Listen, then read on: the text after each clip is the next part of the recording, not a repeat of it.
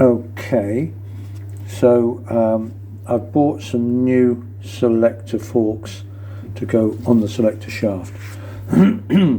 Now, when I first examined the selector forks, I thought they were okay, and there's some photos coming up now of the selector forks, and you can see hopefully that the surface of the selector forks looks okay.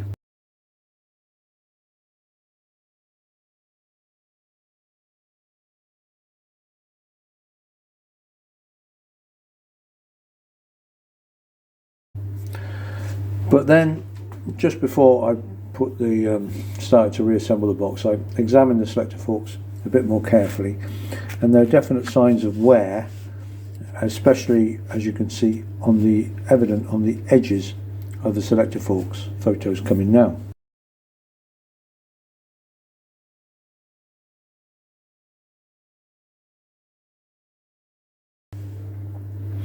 And so generally everyone seemed to think that the selector forks were okay, but with that bit of wear I thought, look, we're rebuilding it.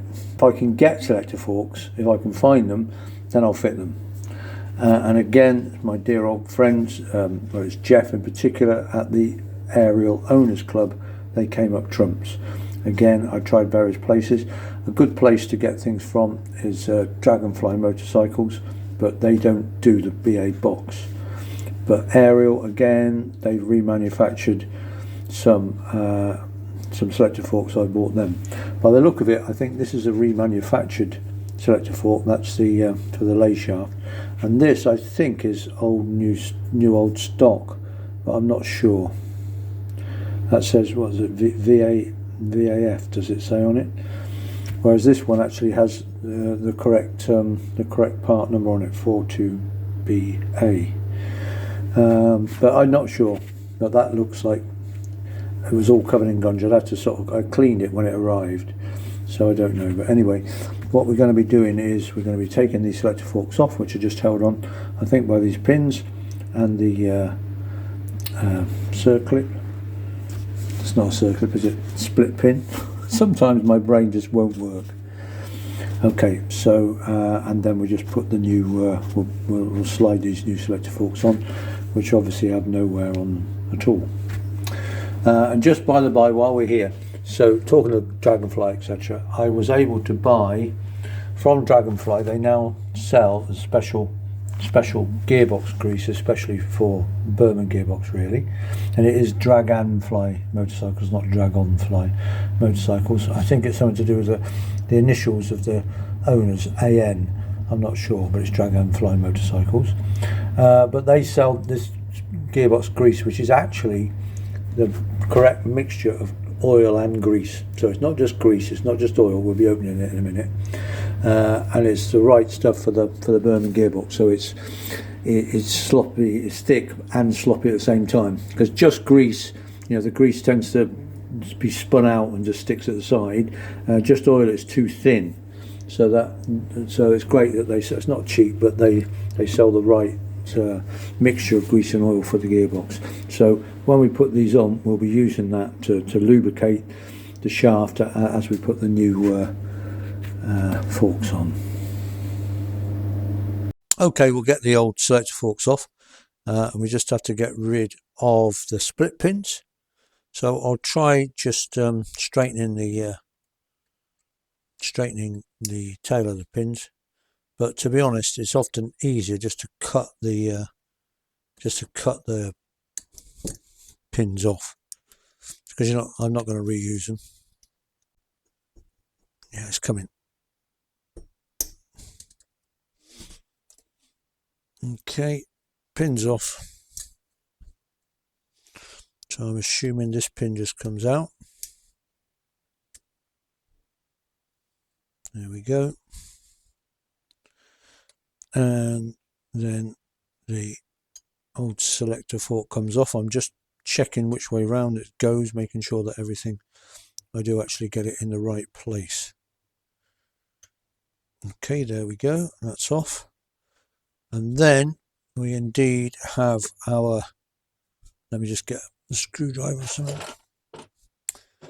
This is our gloopy grease from Dragonfly. So this is grease impregnated with oil.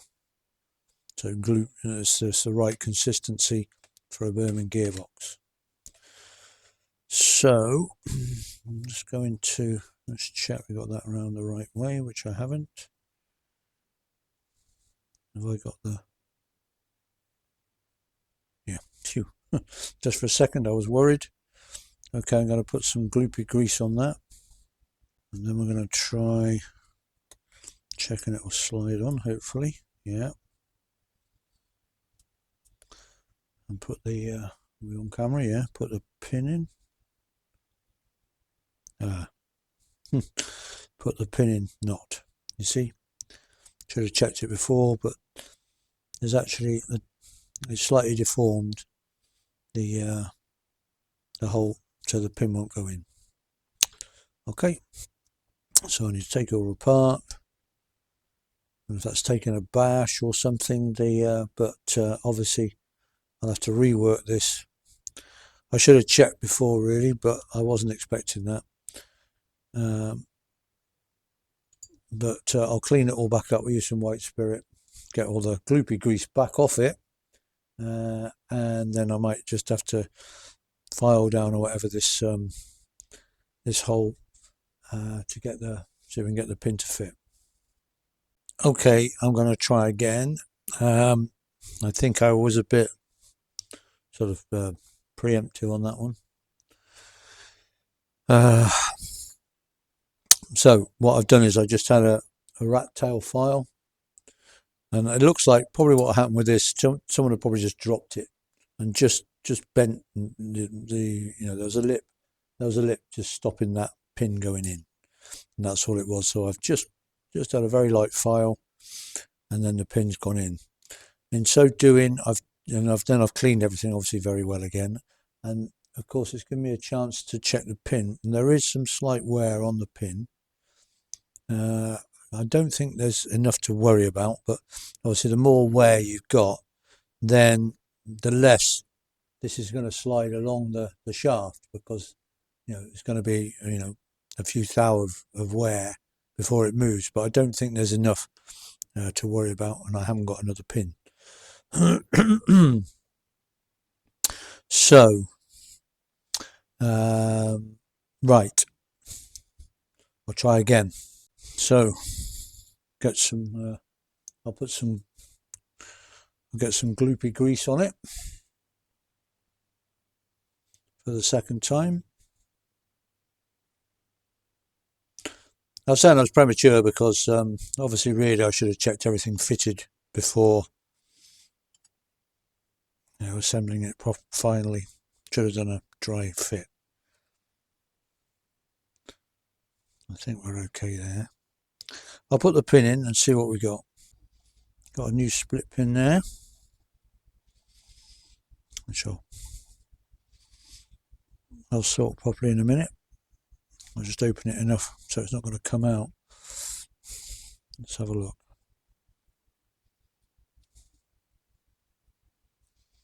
Doesn't feel right, that. Oh, there we go. Turn it the wrong way. Yeah. There's a slight catch just there. Oh, I think that's all right.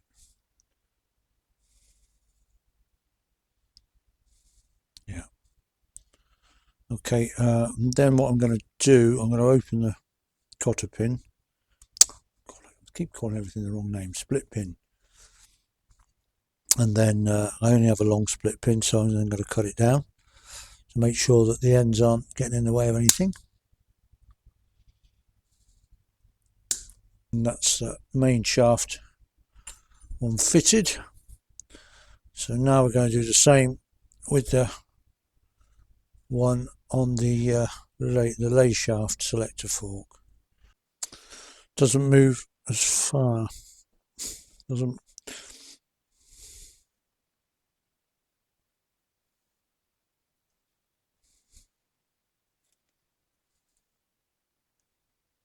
Does move, but doesn't move as far as the far up and down the shaft as the main shaft selector fork.